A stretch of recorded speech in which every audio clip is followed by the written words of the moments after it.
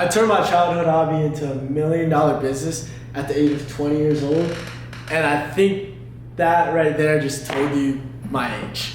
Back at junior year of high school, that's when COVID hit for us. One of my teachers, shout out Miss Kaminsky for this one, she gave me an essay and it was, "Is college necessary to succeed?" When I really broke it down, I was able to kind of tell that a lot of successful people, especially entrepreneurs, did not go to school at all. I ended up getting an internship that, I believe it was my junior summer, at a buy-sell trade sneaker store. I was an unpaid intern at first. Eventually I got the opportunity to consign shoes there. For those of you that don't know what consigning shoes means, it means every shoe that I sold of my own product, I gave a percentage to the owner.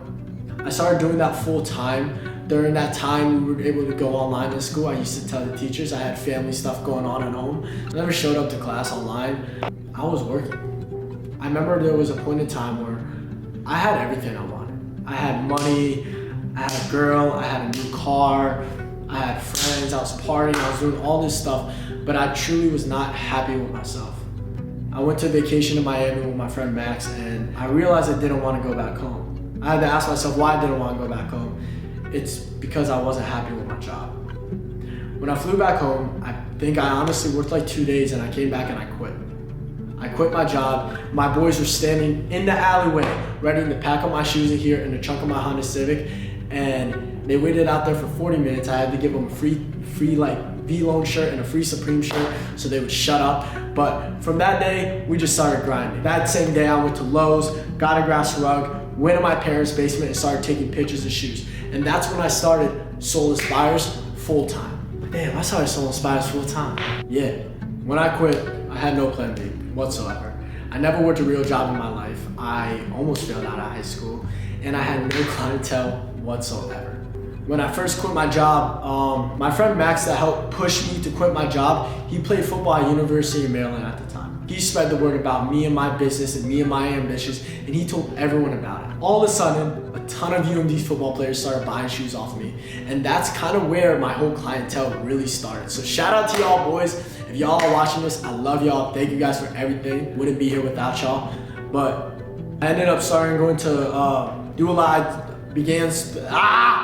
I started doing a lot of drop-offs in College Park. Like, it was every single day. I was driving from Germantown to Gaithersburg to College Park, and I was dropping off these shoes to these college students, football players, all kinds of things. I would always take pictures of them too. I was like, shout out my man Zach Jackson, shout out my man Rob Wick, Tyshar Felton. I would always post shout outs of everyone that ever showed us love, just to show, one, customer appreciation, two, that we were doing well. Because I was living by the saying at the time, fake it until you make it. I had no clients besides them. Every single day, I was up, going to the gym early in the morning. I would start posting on our Instagram.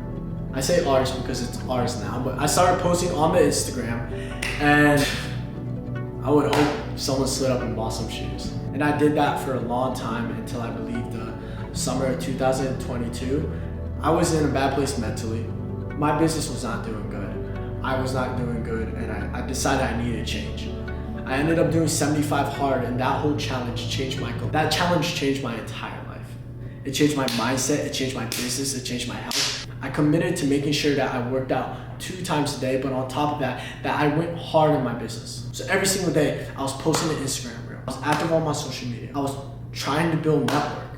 I was going in the store trying to get pairs, all that kinds of stuff, random resocks, things like that. I was determined to change my life at that point. At one point, they started to look up for me. I started building more clientele. I started making meetup locations. My inventory started growing. I was growing my business day by day, every single day, and it was a blessing. At the time being, I was sending, let's say you were 11 and a half, I would send you a list of 11 and a half shoes, just word by word. And I kind of thought about it, I was like, this is unprofessional. This is like you're dealing with a reseller. I'm trying to make it look like an online store. So I locked myself in my room for about like 8 to 10 hours, and I said, you are not leaving until you build a Shopify website. Keep in mind, I am probably the last person that can sit there behind a computer and focus. But I ended up making a website that day, and that website was a catalog website that I sent out to people over time, where it's like, hey, what do you have, size 11 and a half? Hey, check out our catalog website, boom. And that helped take my business to the next level, because at the time, there was a ton of resellers around me. Every day I would think about, what's something I can do that they're not doing? What's something I can do that can separate me from everyone? It wasn't big, it wasn't fancy, it wasn't anything, but it was mine. Even at that point, I was still driving around every single day in my Honda Civic, making drop-offs, picking up shoes, trying to get pairs for retail. And I'll tell you straight up, I never had the loop. The loop means in the shoe culture that the drop where the shoes were. I never had it. At the time, you were able to go into the store and get a pair of shoes and get it at the time that it restocked the store and go and sell it and make 50, 80 bucks profit. Kind of didn't have the flexibility like everyone else to the second that the shoe hits the floor, I can make it there. I have a gift for marketing, so I decided to use it. I would get behind the camera, I would make all these videos, all these things, I would build clientele, cool things, but I would market the product so well that made people want to shop with me versus somewhere else. Even if my price was $20, $30 more, because people were buying off the experience that I was providing. If you're sitting here and you are taking 2 hours of your time to make $40 profit, you're tripping. Think smarter, not harder. What I was doing when I was marketing it, instead of going out there, going to the store, waiting in line for 2 hours, driving around, I was at the house marketing these shoes, all this stuff, marketing my business, marketing the experience, and building clientele from that and getting sales from that. And that's what separated me from a lot of different people, is I had a long-term goal. When you're doing business, it doesn't matter what industry you're in, you have to have a long-term goal. You can't sit here and think about the short. You gotta think about the long term. What's more important, making a quick dollar now or taking the time to build a clientele, market all these things, build systems, make things organized? I had to ask myself what's more important, short-term money or long-term money? It was long-term money every single time. Fast forward a couple months, that's when that time came to get a store. I was scared to fail. I was scared I didn't have enough money. I was scared of rejection. I was scared of what other people thought. So I grabbed a group of my friends and we were trying to get a store together. I was trying to fit other people into my vision because of fear. If you're out there right now and you have a dream, it doesn't have to be this industry. Stop living off of fear, because I promise you, God will block that from you no matter what. Like, I could have gone with it, but it wasn't what God had for me. And if I kept pursuing that, it was gonna burn. And it burned. I remember when we first started reaching out for leases together, we would argue all the time. Looking back at it, it was a lot of my fault. I was obsessed with this. Like I do believe that if you want something in life, you have to be obsessed with the process. And the truth is, you have to be a little bit crazy. I would let my passion overtake. I would lose my shit. I would just lose my shit because I felt like no one was trying as hard as me. I felt like no one was going as hard as me.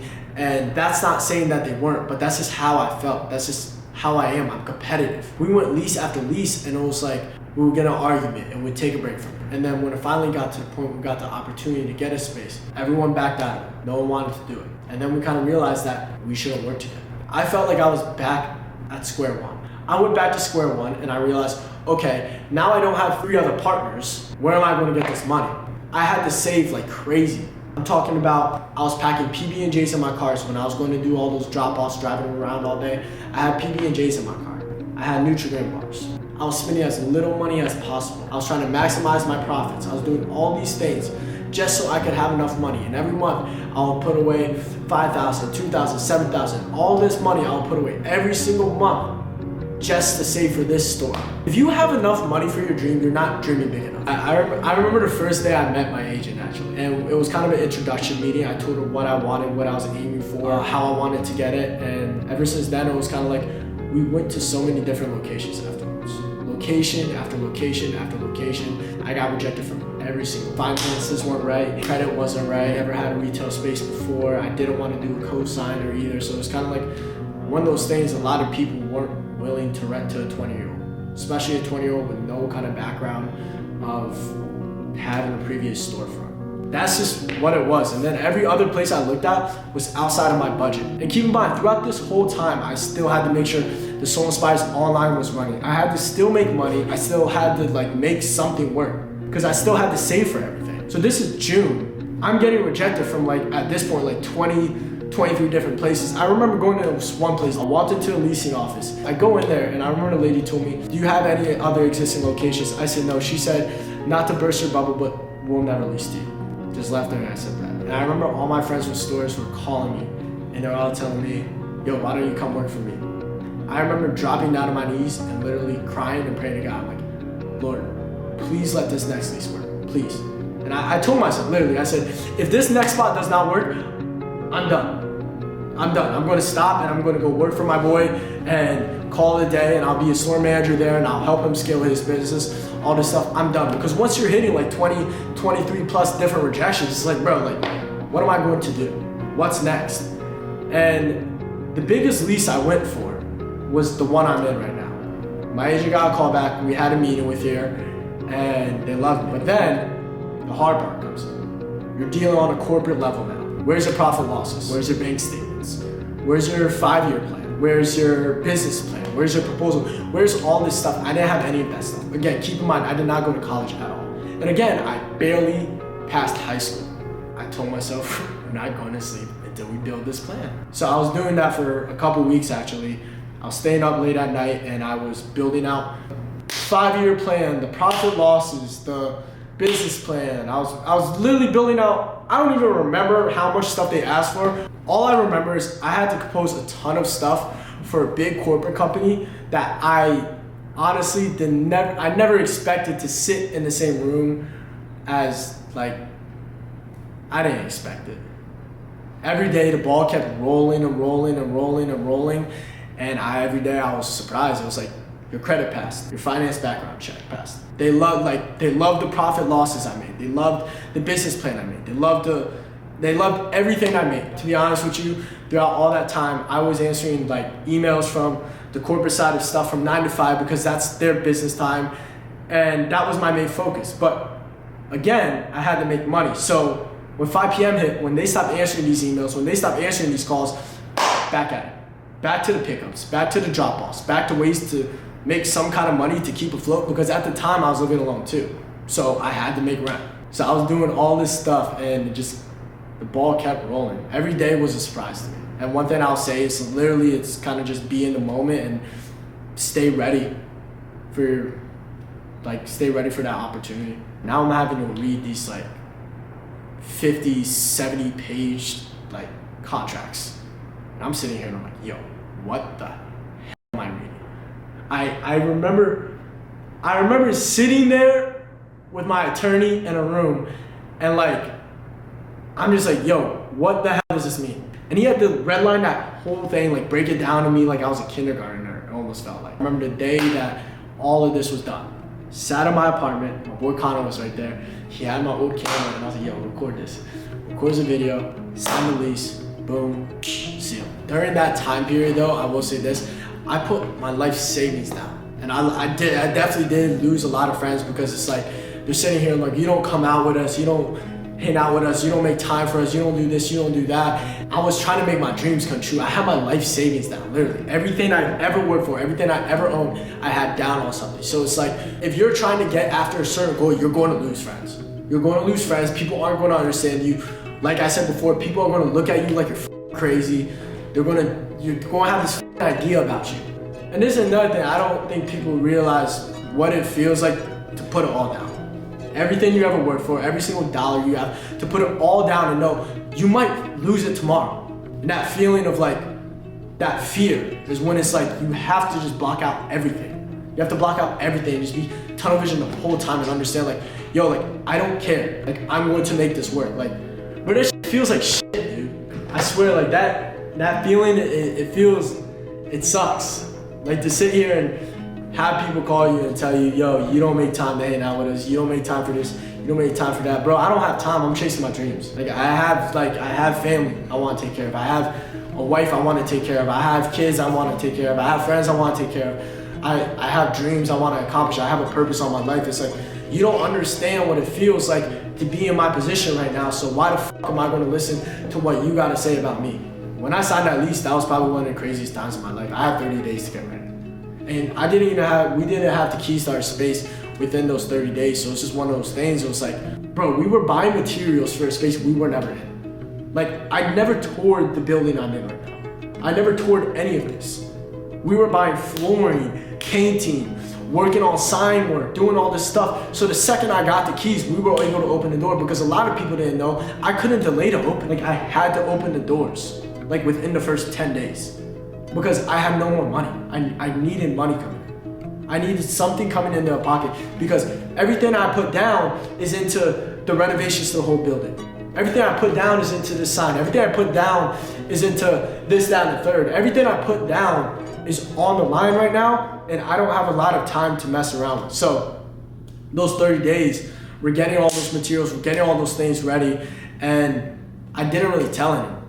Like my mom knew, a couple of my friends knew, things like that, but it's like, you never really want to tell someone until it's all set in stone. So I need those keys to tell people.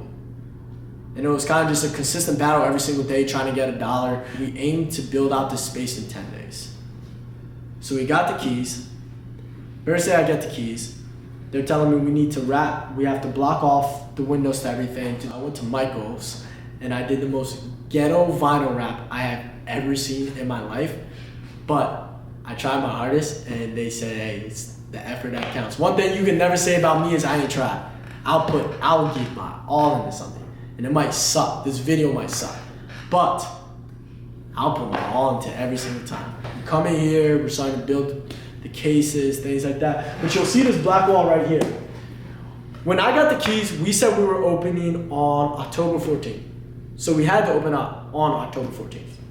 Like we put it out there, that wasn't going to stop. This right here, they did a prime to paint. So for those of you that aren't like construction people, priming to paint means like, I'm not a construction guy either, I ain't gonna lie. But like, if we tap this wood like this, that paint will come off. Yeah, I mean like bro, it's like October 7th at this point, and we're dealing with this whole thing with the wall. It's a complete like show, to be transparent with you. It's a complete mess. And we're trying to get everything together. We're setting up these like counters, and these counters had no instructions at all. I ended up calling my barber, and he comes through and he builds the whole thing.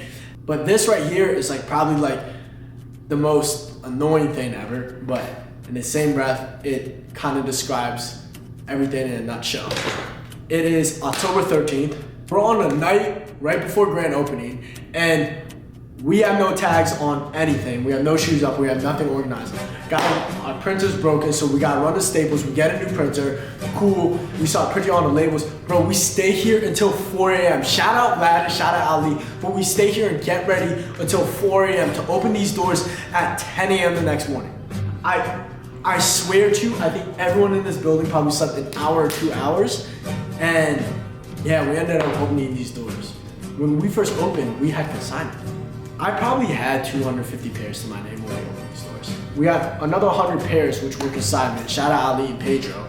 And so that means 100 pairs in these stores. This store isn't even mine. And we made it look like there were so many shoes here, but there weren't at all. And then ever since then, we started building the inventory, building the name, building a brand, building social media, marketing, building relationships, networking, getting our name out there.